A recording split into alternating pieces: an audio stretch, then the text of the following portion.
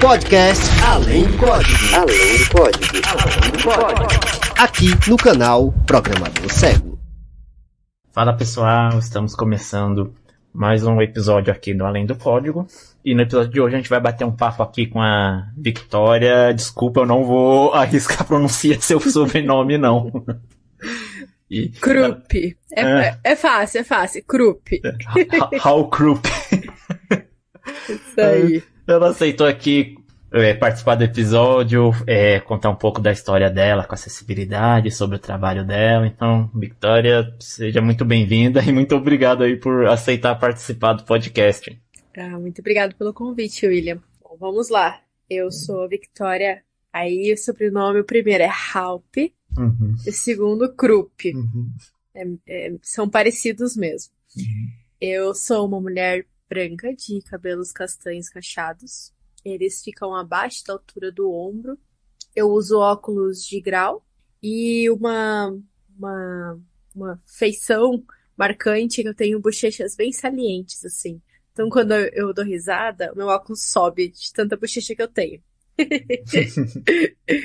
Mas é isso, eu trabalho com acessibilidade já faz aí que eu estou trabalhando exclusivamente com acessibilidade faz uns 3 anos, mas meu interesse pela acessibilidade ele vem bem antes disso. A minha base é qualidade, então eu comecei minha carreira na tecnologia com qualidade de software e hoje eu sou um pouco cross, assim, um pouco tudo, sabe? Que acaba, com acessibilidade acaba virando às vezes um cargo que muitas vezes nem existe, né? Sim. Você tem deficiência visual ou alguma deficiência? Não, eu não sou uma pessoa com deficiência, eu sou só aliada. Interessante. Aqui no podcast eu também tenho uma cota aqui de convidados PSD, né? Pessoas sem deficiência. Muito bom. Eu gostei da sigla. Muito bom. E como é que se deu o seu contato e interesse aí com a tecnologia? Eu sempre falo aqui no podcast que essa é uma área que ainda é muito dominada por homens. Eu queria que tivesse mais mulheres aí que se interessassem por tecnologia também.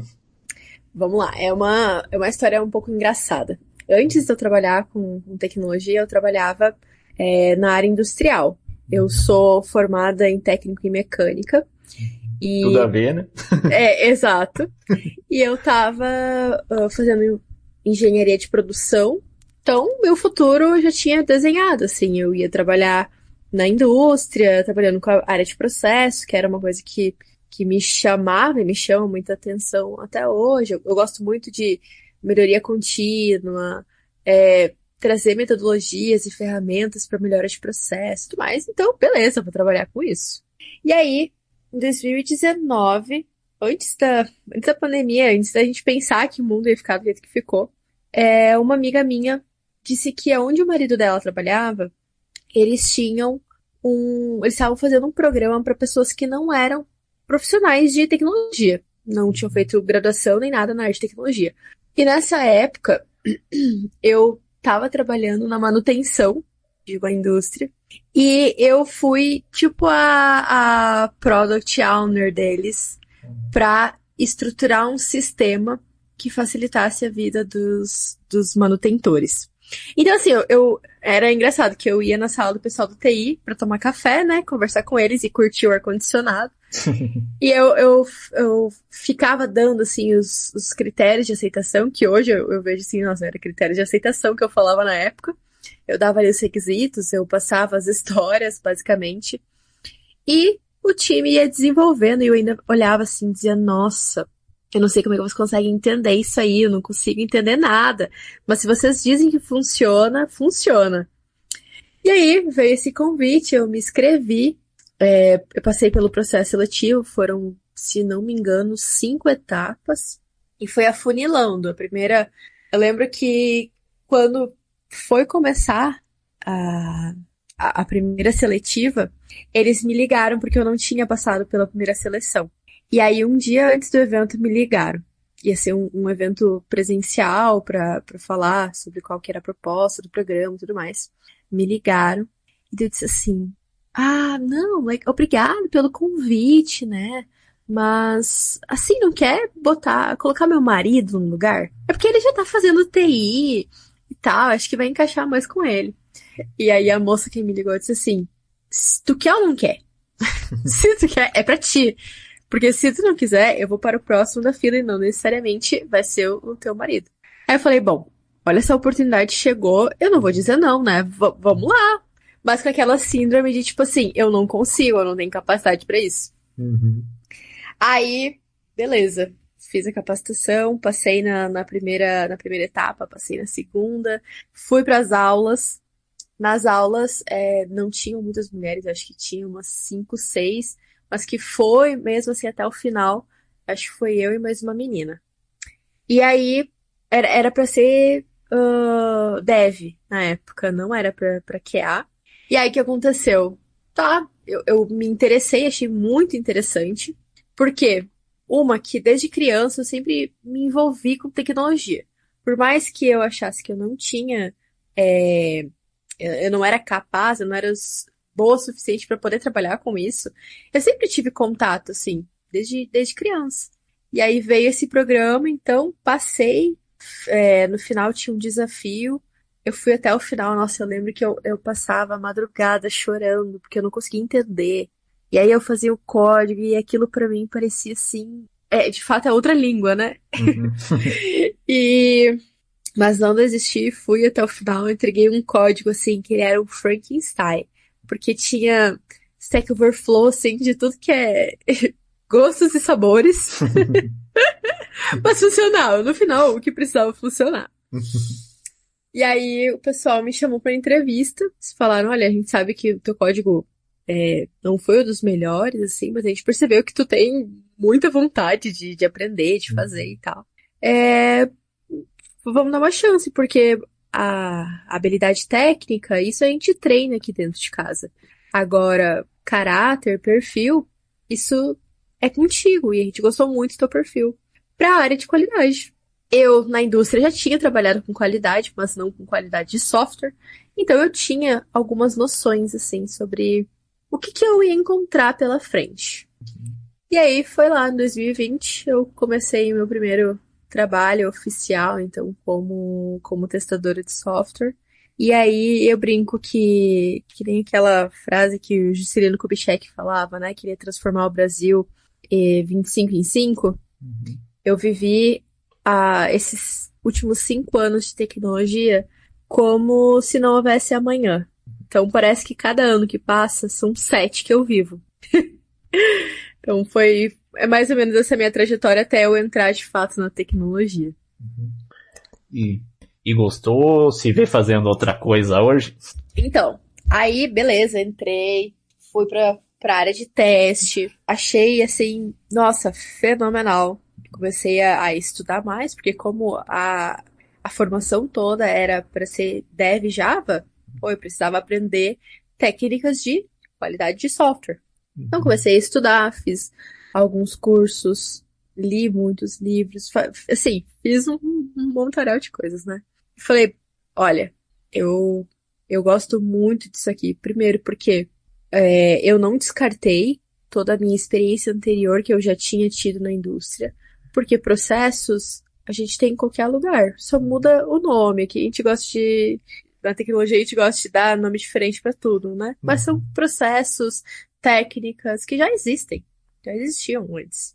Então eu realmente me encontrei e aí não sei se já é para chegar na parte da acessibilidade, porque teve uma chavinha assim que virou nesse meio tempo, né? Não sei se eu já posso ir falando. Pode, fica à vontade. Tá, então beleza. Então, te falei que 1 ano é 7 anos pra mim. Comecei a estudar mais e lendo, vendo vídeo, isso e aquilo outro.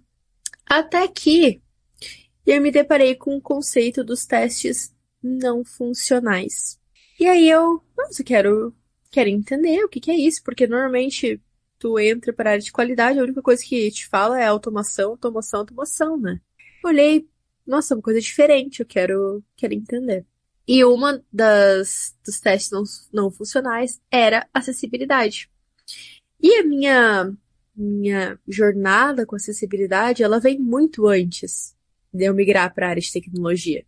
Lá na minha infância, quando eu estava na escola ainda, no ensino fundamental, eu tive a oportunidade de ter colegas comigo que eram pessoas com deficiência.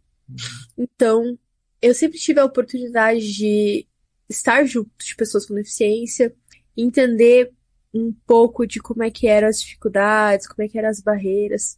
E quando eu lembro que eu li eu estava lendo um artigo e ele falava sobre barreiras de acesso no digital, eu fiquei assim, nossa, eu preciso aprender mais sobre isso. E aí eu comecei a estudar mais, então percebi que era uma área que a gente não tem tantas pessoas especialistas assim aqui no Brasil, pelo menos. Temos muitos profissionais, com certeza, mas se tu vai comparar com outras disciplinas, digamos assim, são poucas pessoas, né? Então eu comecei a estudar mais, me aprofundar, comecei a me conectar com outras pessoas que falavam do assunto, que, enfim, estudavam, que eram especialistas. Uma das primeiras pessoas que foi, digamos assim, uma pessoa que me deu muito apoio foi o Bruno Pulis. Se ele estiver ouvindo aí, Bruno Pulis, parabéns. Tu foi um ótimo Já passou ótimo por amigo. aqui também. E aí eu comecei. Eu lembro que a minha primeira devolução, digamos assim, foi apresentar na empresa que eu trabalhava o que era acessibilidade digital. Eu estava aprendendo, eu queria que aquele conhecimento não ficasse só comigo, que fosse espalhado. Aí apresentei, fiz uma palestra pro grupo ali que eu tava, e logo depois teve o GAD, que é o Dia Internacional da Conscientização pela Acessibilidade Digital. Eu comentei com a liderança e disse, olha, já fazia alguns meses, né, que eu tava estudando, a gente vai ter o GAD aí, terceira quinta-feira de maio, só que era assim, era a semana anterior. Falei, semana que vem vai ter o dia aí, e acho que seria interessante da gente fazer alguma coisa. Eles acharam muito boa a ideia e falaram, pode organizar então. Eu organizei meu primeiro GAD em 2021. Primeiro GAD que eu organizei. Depois todos os outros anos alguma ação eu fiz nesse dia, né? E aí foi indo, assim. Foi um caminho engraçado, porque várias vezes eu já quase desisti, assim. Muitas vezes por duvidar de si mesmo. Tipo, eu só tenho 5 anos na área, quem sou eu, sabe? E por ouvir outras pessoas também, às vezes maldosas, às vezes sem a intenção de serem maldosos, mas acabam machucando, assim. Mas estou aqui, não desisti. Que bom. Eu vou te falar que você tá conversando aqui também com a síndrome do impostor em pessoa, porque eu sou assim também, eu nunca acho que eu sou capaz, não, tem gente mais capacitada do que eu pra fazer as coisas. É difícil de vencer isso, né? Mas uma hora a gente tem que vencer, né? Sim. E, venga, tu curtiu o Java? Então. Como foi a minha primeira linguagem, assim, eu não posso dizer que eu odeio ela. Eu gosto. Eu tentei ir para outras linguagens de programação, tentei. Inclusive, eu tô fazendo aqui um script em Python, porque eu tô fazendo um estudo e eu não queria fazer manualmente, né? Aí eu pensei, bom, vamos me desafiar numa coisa nova? Mas como eu sou filha de Java, é ruim, mas não é tanto. Tá bom, né? Nem tudo é perfeito. É que o pessoal aqui do canal já sabe que eu não nutro muitos amores pelo Java. Assim, eu não sou a melhor amiga dele, sabe? Mas eu também, às vezes eu vou falar mal, às vezes eu vou dizer... É só porque foi a minha primeira. Sim. Se tivesse sido, sei lá, um JavaScript, nossa, eu ia amar JavaScript e tal. Também gosto de um JavaScript, PHP. Mas você vê que a gente fala isso aí, é só mesmo pra zoar um pouco, porque no final a gente sabe que a linguagem boa é aquela que resolve o problema, é a que paga os boletos, né? Porque pro cliente ele não quer saber a linguagem que você desenvolveu, ele só quer o problema dele resolvido. Exatamente. Eu tenho um amigo que ele é desenvolvedor Drupal. E ele disse assim, é uma porcaria, mas ele paga minhas contas, então, ok, eu gosto dele. Sim. Quando o Java começar a pagar minhas contas, eu não vou me importar de vestir uma camisa, amo Java. Exatamente. Até lá, eu ainda exponho minhas opiniões. Faz parte. E aí, como que começou aí também as suas palestras, que hoje você também palestra na área. Como foi aí a sua primeira palestra? Tava muito nervosa? Sim, nossa. A primeira palestra foi de dar, assim, nervoso porque eu tava falando sobre esse assunto. Mas eu sou uma pessoa comunicativa, eu gosto de falar, eu gosto muito de ensinar. E é curioso, porque quando eu era adolescente, assim, criança, adolescente, eu era muito envergonhada. Eu chegava nos lugares com meus pais, assim, eu nem levantava a cabeça pra dar oi. Meu pai falava, dá oi, você tem que dar oi. E ele fez muitos desafios pra mim, quando, sei lá, tá chegando o Dia das Crianças, aí ele falava, tu quer ganhar teu presente? Eu, com certeza quero. Então tá bom. Aí a gente tava num restaurante, ele fez mais de uma vez isso. A gente tava num restaurante e ele falou, ó, se tu quer o teu presente, tu vai ter que cantar lá na frente, que tem aquelas músicas ao vivo, né? E eu, tá, vou, não vou, tá, vou. E hoje eu vejo assim que esses desafios e muitas brabezas que eu tive na infância me ajudou para que eu tivesse desenvoltura. Claro que eu tenho, nossa, me dá muitas borboletas no estômago, né? Aquela sensação de, meu Deus, eu vou passar mal quando eu vou palestrar. Porque toda palestra é uma palestra nova. Por mais que eu ensaie, por mais que eu já tenha feito ela, são outras pessoas. Eu já não sou a mesma, porque da última até a próxima, provavelmente eu já conheci, já estudei sobre outros conceitos, já mudei talvez a minha opinião sobre alguma coisa. Então, é interessante. E assim, eu comecei a dar palestra principalmente pelo ponto que eu tô aprendendo sobre esse assunto. Eu aprendi, sei lá, eu aprendi 1%. Eu já posso compartilhar esse 1%. Porque tem outras pessoas que não conhecem nada. Sim. Então, eu não concordo com aquelas pessoas que, assim, eu vou deixar tudo pra mim, porque se só eu saber, eu vou ser raridade. E eu não concordo com isso. Sim. Acredito que a gente tem que escalar o assunto, e ainda mais acessibilidade, que é um problema gigante que a gente tem no país e fora daqui também, né? Sim. Eu penso assim também, inclusive aqui com o canal, né? Além do podcast, eu tenho meus outros conteúdos na área da programação aqui, que eu compartilho de forma acessível, porque eu vi que não tinha muito conteúdo de programação acessível na internet, era mais conteúdo para vidente, né? Como eu brinco aqui, assistir o vídeo, era o tal do clique aqui, coloque isso aqui, como vocês estão vendo aqui na tela. Sim. Aí eu resolvi compartilhar um pouco com vocês, mas como eu falei, eu tenho muito essa síndrome do impostor, e eu ficava pensando, mas já tem tanto canais aí, será que o meu, eu sei tão pouco, o meu vai ajudar em alguma coisa? Mas aí eu ouvi uma frase falando que sempre vai ter alguém hoje no nível que eu tava ontem, então o pouco que eu sei vai servir para alguém, porque tem alguém que não sabe aquele pouco ainda. É exatamente isso. E teve uma frase que eu aprendi semana passada que me marcou muito, que é que a gente não precisa ser grande para começar, mas a gente precisa começar para ser grande. Então, não no sentido assim de, nossa, ser uma estrela da acessibilidade, né? Mas muitas vezes a gente acha, as pessoas têm a ideia de que, não, quando eu for um doutor, eu vou começar a falar sobre isso, que eu vou ter mais autoridade. Quando eu fizer mais tal coisa, aí eu vou começar, porque...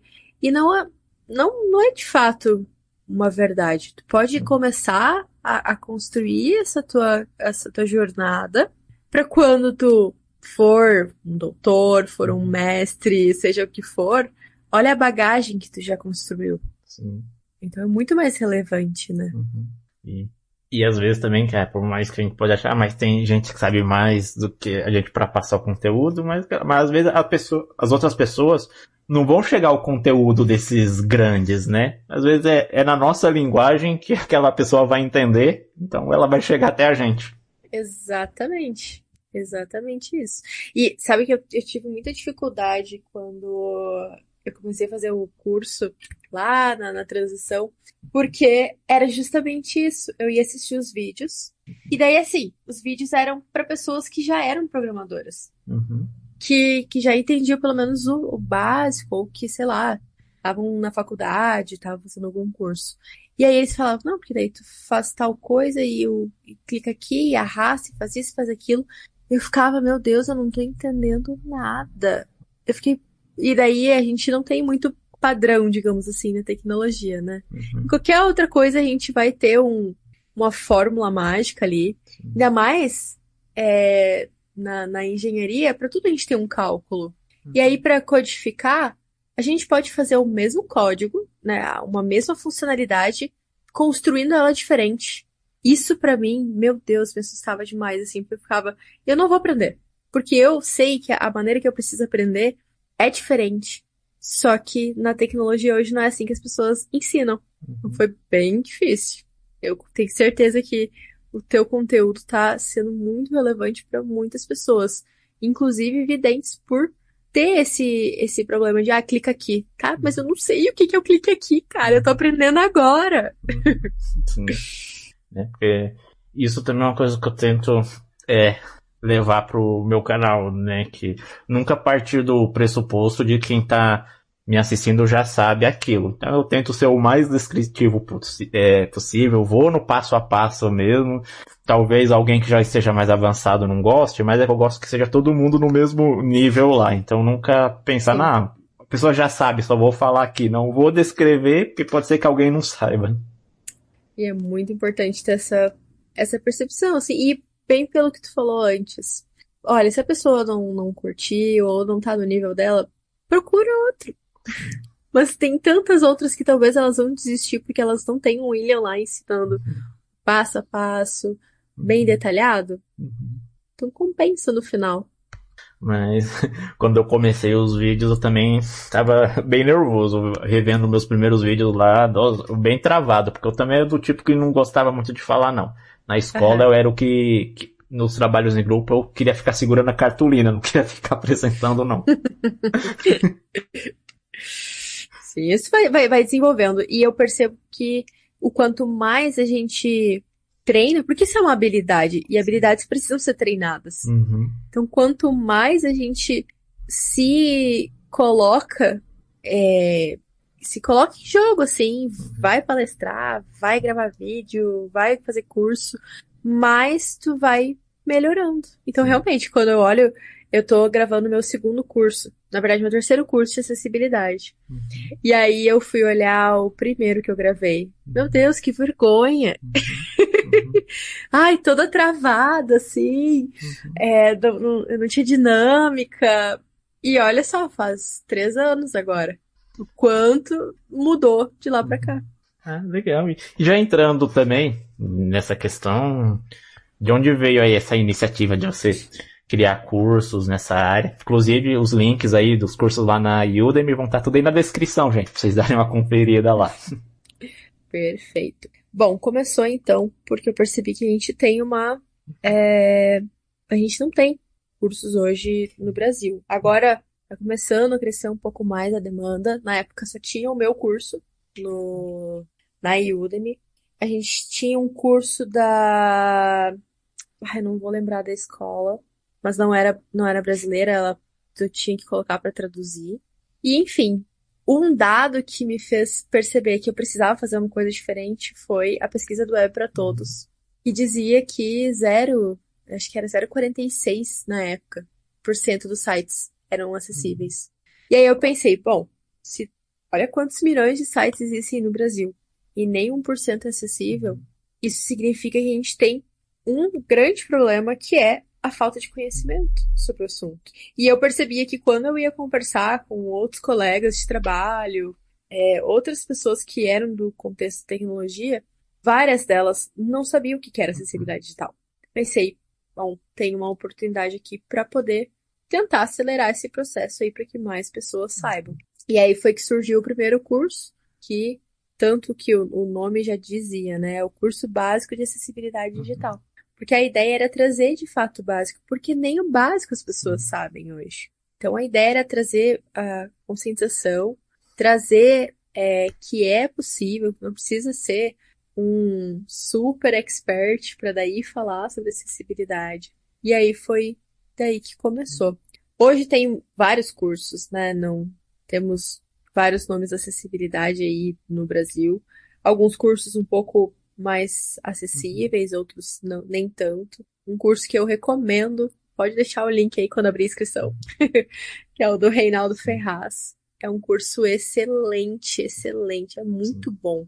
Mas um dos pontos que eu acho que é o diferencial também, que eu pensei na época, é que todos os cursos que tinham era assim, turma fechada, era um período fechado, era um pouco mais exclusivo, digamos assim. E a ideia era tentar democratizar e trazer um fácil acesso. Então, na Udemy, quantas vezes eu já liberei código de graça? O custo hoje, na maioria das vezes a Udemy está em promoção. Aí eles vão lá e colocam, sei lá, R$24,90, R$27,90. William, eu recebo $1 por curso.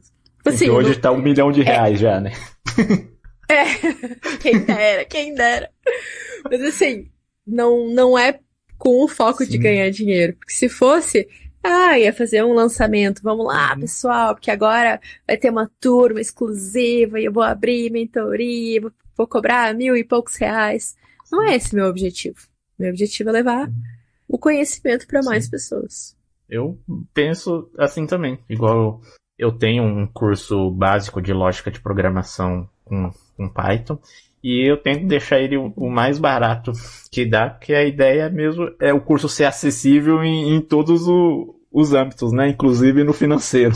Sim, isso.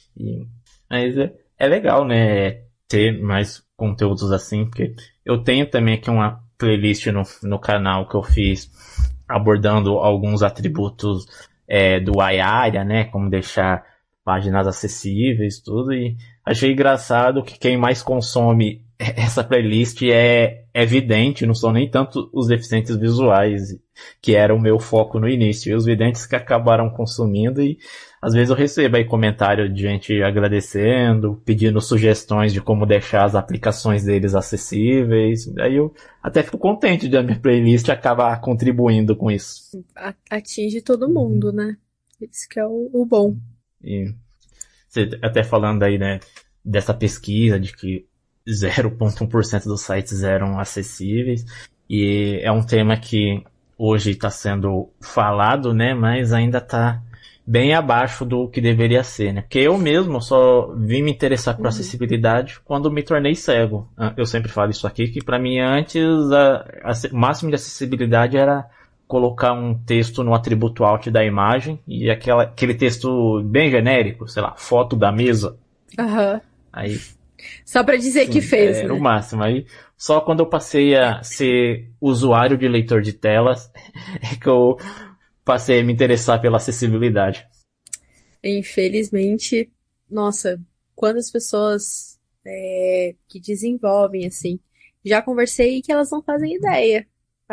Recentemente eu fiz uma pesquisa interna, eu não falei isso no começo, mas eu trabalho na CIT, e eu fiz uma pesquisa interna na unidade que eu estava trabalhando, e de pouco menos de 800 pessoas, eu tive 25% de participação na pesquisa.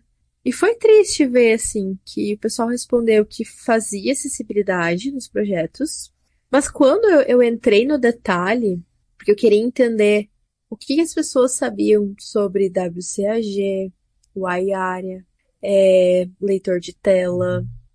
Coloquei vários nomes, assim, que, para quem coloca de fato no projeto deveria saber. E para minha surpresa, sei lá, 1% disse saber o que era WCAG, o que era leitor de tela, o que eram várias questões ali de acessibilidade. Então, muitas vezes o pessoal sabe na teoria, assim, não, acessibilidade, que daí é para colocar um alt genérico na imagem. E acho que é só isso. Quando, na verdade, a gente tem muitas coisas e que essas muitas coisas, elas não são impossíveis de serem feitas, né? Sim. Eu sempre falo isso aqui, né, que se a acessibilidade já for pensada desde o começo do desenvolvimento, acaba ficando simples de fazer, né? O ruim é quando ele vai implantar a acessibilidade numa coisa que já está pronta, né? Sim. E se torna caro, trabalhoso, porque imagina, mexer com legado ninguém gosta. Aí tu vai mexer todo o legado para deixar acessível uma coisa que lá no início já podia ter feito. Eu concordo plenamente contigo em relação a isso. Você também, né, falando do pouco que as pessoas hoje sabem sobre acessibilidade. Estou cursando análise e desenvolvimento de sistemas, me formo nesse semestre, e até o momento não vi absolutamente nada sobre a acessibilidade no curso. E para mim, a própria faculdade deveria ter uma cadeira, uma disciplina inteira lá, sei lá, um semestre abordando sobre a questão de acessibilidade. Sim, olha, eu tô me formando agora também esse semestre. Faço sistemas de informação.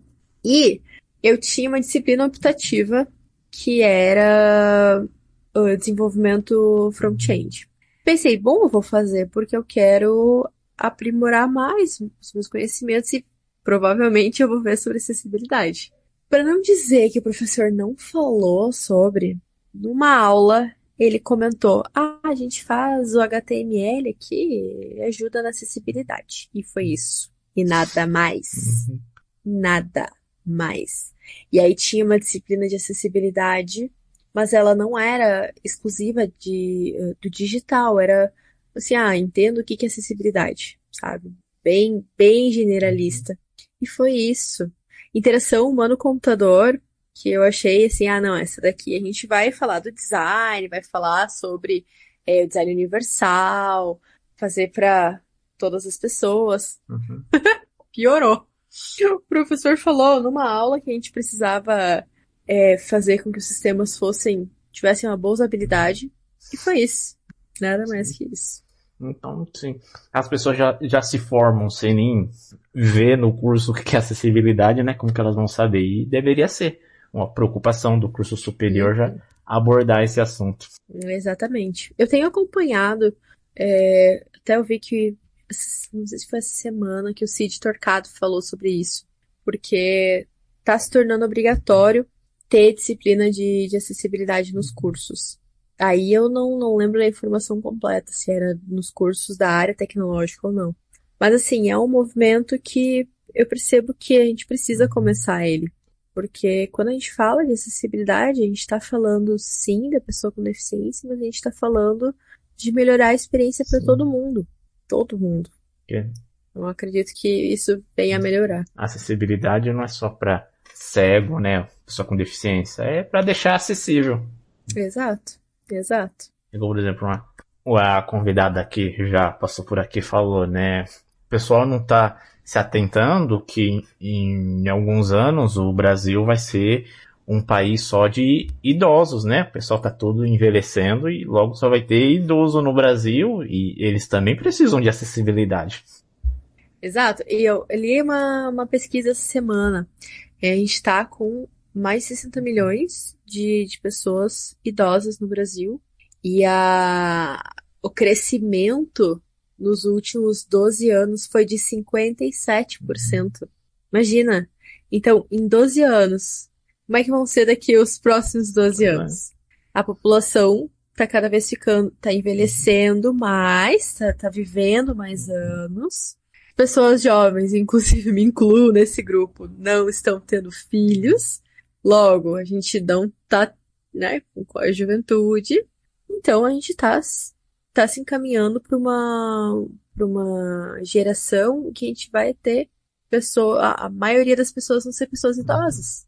E essas pessoas, elas vão diminuindo a audição delas ao longo dos anos, a visão vai ficando prejudicada, o ajuste fino muitas vezes vai se perdendo, porque a gente vai perdendo força, a gente perde destreza, e assim vai indo.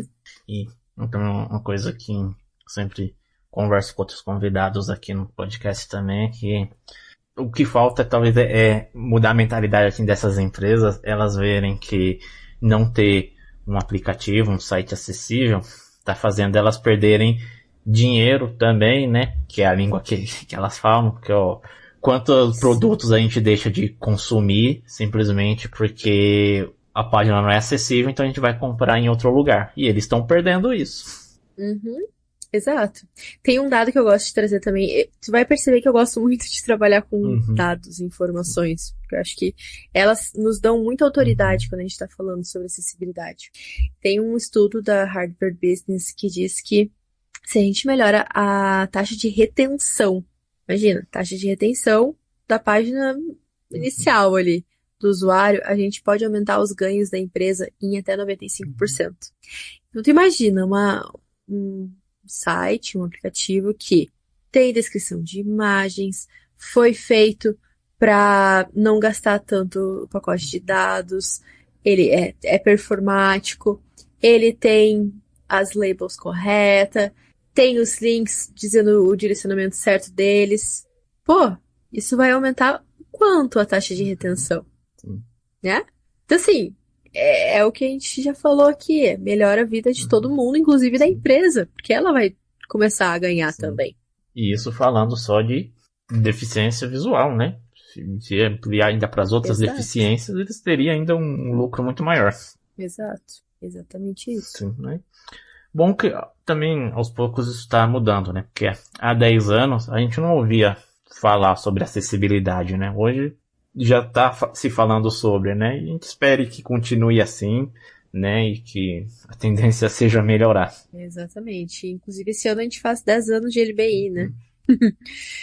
O pessoal brinca. Não sei se a gente comemora ou não, porque tá aí, mas o quanto que se evoluiu de fato. Claro que não dá pra não valorizar o que já foi feito, mas o que a gente esperava é que tivesse melhores resultados em relação a uma lei estando em prática. E tu também já chegou a ganhar um prêmio lá na HandTalk, né? Sim, em 2023 eu recebi o prêmio de líder de acessibilidade. Nossa, esse dia foi muito incrível, assim. Porque eu lembro que eu recebi o convite pra estar presencial, mas eu moro aqui no Sul, então nem sempre é tão fácil, assim, estar em São Paulo. E aí, bom, beleza, não tava entendendo muito. Eu já tinha participado de outras edições do Link. A minha primeira edição, que foram uns 2, 3 anos antes, eu ganhei um concurso que eles tinham feito do que a gente estava fazendo para construir um futuro acessível. Eu lembro que eu escrevi no LinkedIn, coloquei quais eram as minhas ações, que na época era estudar sobre o assunto e falar com as pessoas próximas de mim. E aí, eu comecei a ver um filme, assim, na minha mente, né? Pô, olha o meu começo. Eu conheci a HandTalk muito tempo antes de trabalhar com tecnologia. Muitos anos atrás mesmo. E aí, participar dos primeiros...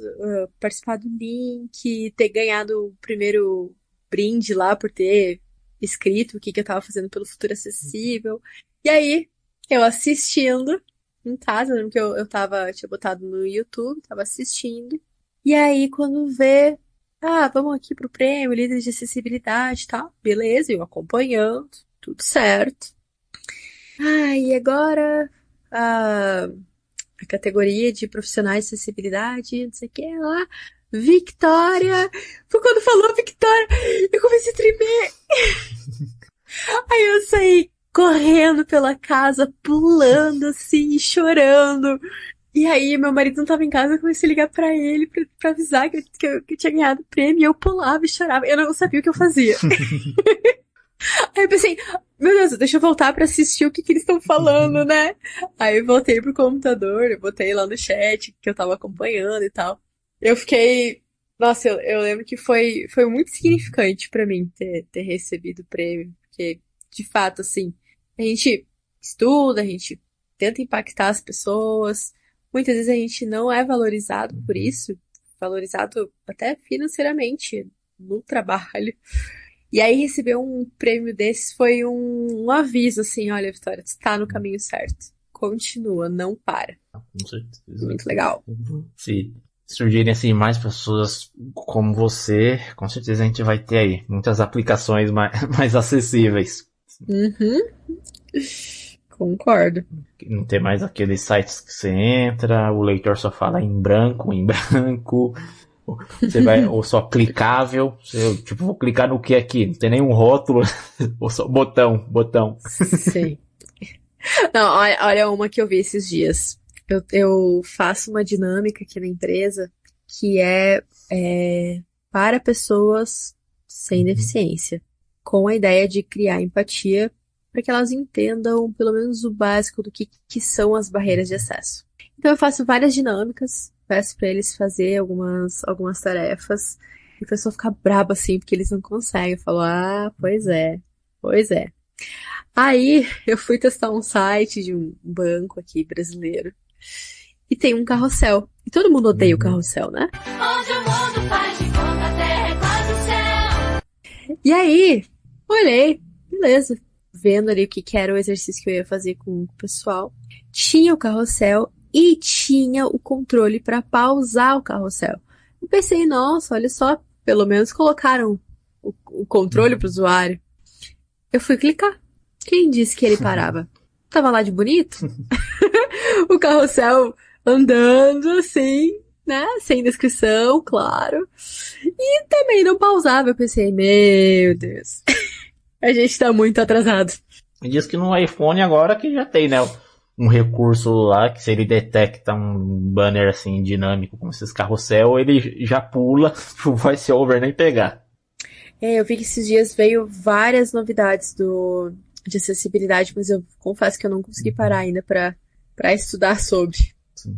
Mas acho que esse site aí só conseguiu passar, né, ir pro ar, porque tem uma amiga minha, a Isa Gardner, que ela fala, né, que infelizmente hoje a acessibilidade não é considerada bug, né, falha de acessibilidade não é bug, é sempre um veja bem.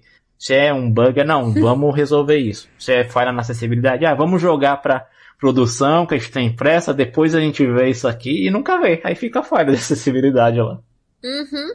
É que nem quando a gente é criança que vai sair pro centro, vai no mercado com o pai e com a mãe. Não, na volta a gente compra. E voltou pra casa e tu não comprou. E infelizmente acessibilidade é muito isso. Nossa, já comprei algumas brigas por causa disso. Sim. Okay. Depois a gente faz o débito técnico. No dia que eles entenderem que acessibilidade também é bug, aí não vai pra produção, né? Como você falou, não, depois a gente vê. Não, na volta, é que a gente já tem que lançar isso pra semana que vem, não vamos adiar, mas na volta a gente arruma. Exatamente. Sabe que teve que eu não me importo de bater, assim, quando eu sou de acessibilidade. E aí eu tava numa agenda um tempo atrás, e o pessoal tava falando sobre o lançamento de um sistema. E assim, ele já tava mais de um ano no ar, não era mais um beta, já era, assim, já tava em produção pra galera usar. E não era acessível. Nada acessível. Aí, na agenda lá eu não lembro se era agenda de um ano, o que era uma agenda pra falar de novidades. Levantei a mão, me chamaram pra falar, e acho que se arrependeram. Aí eu disse assim, olha, não é muito legal, são inovações que de fato a gente precisa ter, a gente precisa pensar sobre isso. Só que assim, o sistema hoje ele não tá acessível. E a gente tem diversas pessoas, era um produto interno. Nós temos diversas pessoas com deficiência aqui. A gente tá excluindo elas? Mas é que é um MVP. Eu falei, não é mais MVP. E mesmo se fosse MVP, por que as pessoas com deficiência não podem acessar o MVP? Aí a pessoa tentou me convencer ali de que ela tava certa. E daí eu disse, olha, primeiro, se a gente pegasse a opinião aí que é só por causa do MVP, a gente já tira essa desculpa, porque não é mais, já está em livre acesso para todas as pessoas, e a gente está excluindo que os usuários usem. Por quê? As pessoas não têm capacidade? Aí, a pessoa... Não tive que falar, né? Aí, pois é, a gente vai ter que considerar mesmo. Vamos olhar pra isso agora. Só faltaram te mandar um senta lá, Cláudia. Senta lá, muito obrigado por suas considerações. E assim, os defeitos eram... Pô, tinha um formulário pra preencher e o formulário não tinha as labels. Então, tipo, digite aqui, mas digite aqui o quê? Bananas? Que tu quer que eu digite? Aí, pô, aí ficavam fazendo campanha que todo mundo tinha que usar o sistema novo lá, mas tá, todo mundo, então a gente tá falando de todo mundo, então, pelo amor de Deus, vai entregar um negócio decente? Digite aqui. É. Aqueles links, clique aqui. Aham. Ele quer que o quê? Esse tipo de formulário também me deixa com raiva. Principalmente naqueles formulários lá que você tem que escolher uma opção, só que você vai descendo casseta e não tem opção nenhuma. E é tipo aquelas opções de busca, que um combo box que você vai digitando pra buscar alguma coisa, mas você vai apertando a seta pra baixo e tá em branco. O cara fez um JavaScript mal feito lá e eu falo, pra que ele fez isso? Se eu usasse um select comum do HTML já ficava acessível. Sim. O básico bem feito. Várias vezes a pessoa quer mostrar que ela sabe de JavaScript acaba deixando o site inacessível. Mas é isso, caminhando aqui pro nosso final. Poxa, muito obrigado mesmo por essa conversa. Esse é um tema assim que daria para conversar por muito mais tempo, né? Rende muito assunto, mas tem que deixar também, né, o gostinho de quero mais, pra você voltar aqui mais vezes, e espero que você tenha gostado aí da experiência. Eu adorei, achei. A gente já tá há um tempo pra fazer essa nossa conversa, eu já tô. Eu tava ansiosa por participar. E, de fato, é um assunto assim que eu não. Pô, eu amo falar de acessibilidade. Eu amo fazer com que as pessoas parem e pensem sobre isso. Pensem diferente. Eu gosto muito de falar. Eu gosto de não só falar, mas agir também, fazer diferente. Então conte comigo aí. Muito. Meus parabéns por esse projeto também. Acredito que a gente precisa disseminar. E pode ser, por exemplo, hoje lá no meu LinkedIn, eu gero conteúdo, eu vou lá, preparo, estudo, monto. Não dá engajamento. Mas o conteúdo tá indo pra lá. Um dia as pessoas vão precisar.